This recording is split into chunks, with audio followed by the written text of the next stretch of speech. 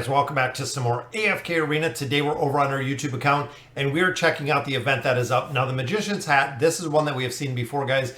You do get a lot of the tricks out of the Magician's Hat with your daily quest, but you also do get them out of the Circus Tour. Now the Circus Tour overall really doesn't make a big difference on the damage that you're doing in here. You can see, guys, this is the team comp that I went. This is one of the original team comps that we have went within this formation. But again, your goal is to get both of these chests so you can actually pick up these magic tricks in here, or the magic tickets. That way you can make progression. Now what we're going to cover today, guys, is the gift cart.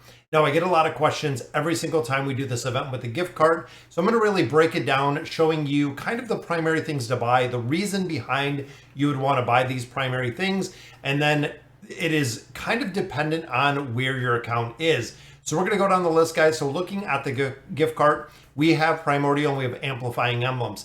Now, both of these you can get out of the shop. You can buy them for gold, which is the reason I do not recommend buying them at all, guys. There's no reason. Longevity and the ability to build heroes to that plus 30 signature item is really the biggest primary focus, which is the reason why even early game, guys, if you have the opportunity to buy red chests, pick up red chests. Even if you're not at the point of utilizing them, there is going to be a big drive and a big need for the red chest when you go through, which brings us to red chest, guys. Now the emblem choice chest, you really get to a point of the account, and this is where it does kind of take a split. On one side, you look at your meta heroes, see who you have at the plus 30 signature item. You know, how many red chests do you need to get your meta heroes or your primary heroes up to the plus 30 signature item? Now, one of the biggest driving factors in here, guys, are when you look at Celestials and Hypogeans, when you look at your key heroes. I'm talking about your key damage dealers like Scarlet, looking at Kren, looking at Lucretia, looking at a lot of the heroes like that, excluding the dimensional heroes. Now, with your Emblems of Space, you can pick them up out of out of the shop. You can actually get them out of the Dismal Maze, and you can get them out of Labyrinth. So the Labyrinth Sword does have Emblems of Space when you get the heroes built out of there, which is the primary way you want to build them for the dimensional heroes. Dimensional heroes, I do not recommend using red chests on. Save till you have those Emblems of Space, so you can use those particularly, which means Celestial, Hypogeans, and then the 4 primary factions, guys, are going to be the driving factor for those red chests. Now, when it comes to food, this is another point. If you're really early game, the food, the faction cards could make a big difference. But overall, with the amount of summons you're going to do within AFK Arena, I would pass on this chest again, just because there is a point where you're not going to need this, guys. You're going to need those red chests versus getting extra copies of heroes or more food within there, which again, not really a big priority. Now, when it comes to the mythic variety, the gear chests, these are an absolute pass, guys. There's no reason to get them from the events. Tier 1, 2, 3, and 4 stones, I feel the exact same way. I feel like they are a very strong pass. You will get 2 of the tier 4 stones every single month out of the guild shop. You'll also get them out of the Misty Valley. You can pull them out of AFK rewards. There's a lot of different ways to get those tier 4 stones, and they don't have quite the impact that we see with other aspects of AFK Arena. If I'm building out a hero, if I'm putting tier 3 or tier gear hero on a specific hero, if I don't have the signature items built out, if I do not have the engraving built out, it's not really going to make that big of a difference when it comes to the gear. The gear is not going to carry within here, guys. Now, breaking it down, shards are another thing, guys. You buy these every day in the shop. If you do refreshes, elemental shards are gold in the shop only. Never use your resources for those. Now, looking at the elemental cores, again, this is kind of a verge in the path. Either you're going to be looking for cores or you're going to be looking for red chests. Both of them you can really not go wrong with, because there are going to be an incredible amount of heroes that need cores and that do need red chests. Now, when it comes to the cores, of course, this you can actually use on your dimensional heroes, depending on who you want to build out. Some of the primary ones, building out Scarlet, building out Mishka works incredibly well, building out Raku works well, building out Ainz. There's a lot of heroes that primarily work when they get that E60. Even when you look at a lot of the newer heroes or the awakened heroes, absolutely, guys, getting the red chest, getting the cores, getting them to a much higher engraving level will unlock a lot of their skills and abilities, which is the reason why cores become increasingly expensive.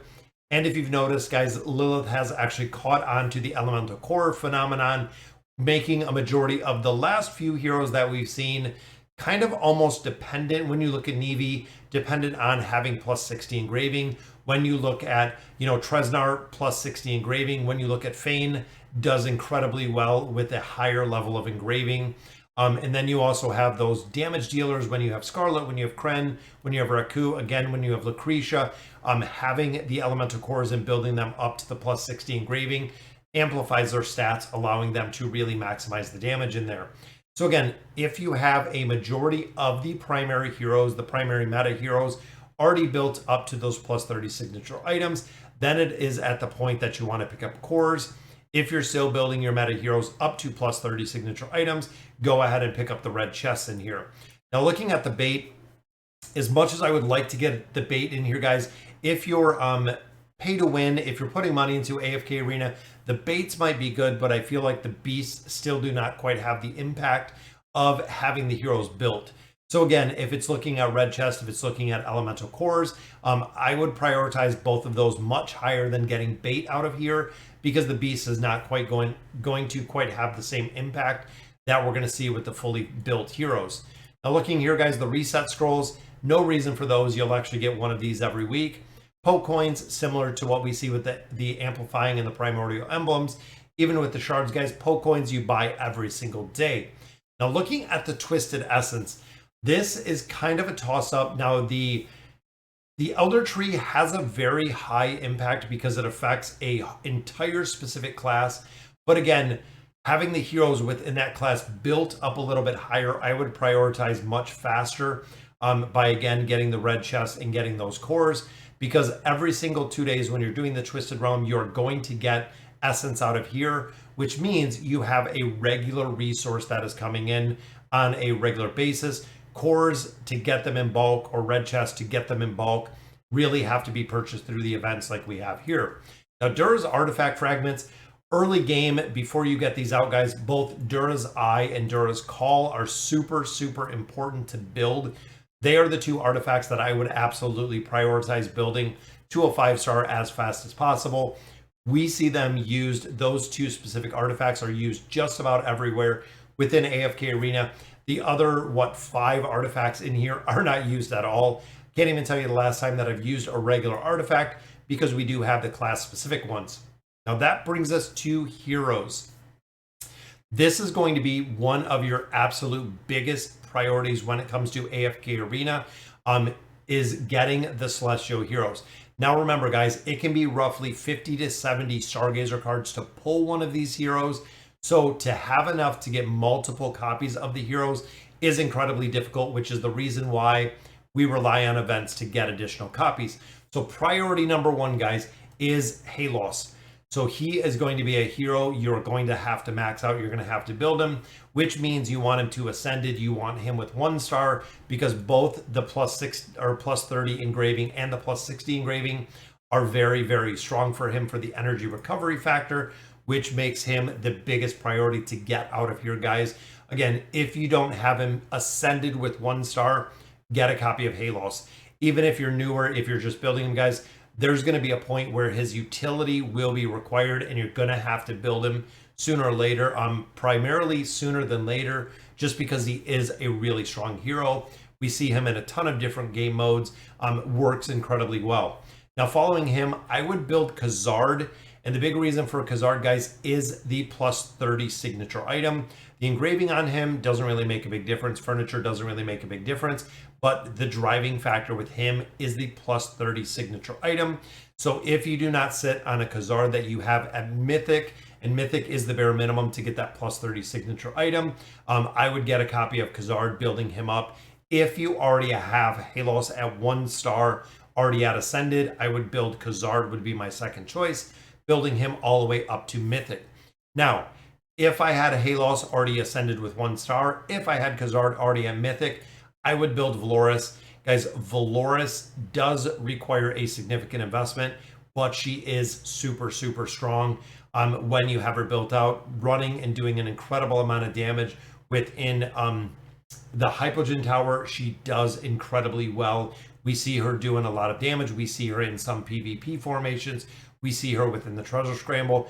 Now, with that being said, she has kind of dropped out of the Cursed Realm as we continue to see the power creep kind of increase. It seems like she has been kind of dropped out of the Cursed Realm, which is really unfortunate, but it seems like within the tower itself, she is doing incredible. And then the final one, guys, is Titus. I don't know any reason to build him. I think some players use him in PvP, but again, looking at the LC tournament and the breakdown that we seen on Reddit a little bit earlier, he really was not used anywhere, guys, which is pretty unfortunate. He's a pretty cool looking design hero, but overall not really used anywhere. Now, looking at Flora, never buy Flora or Wukong out of here.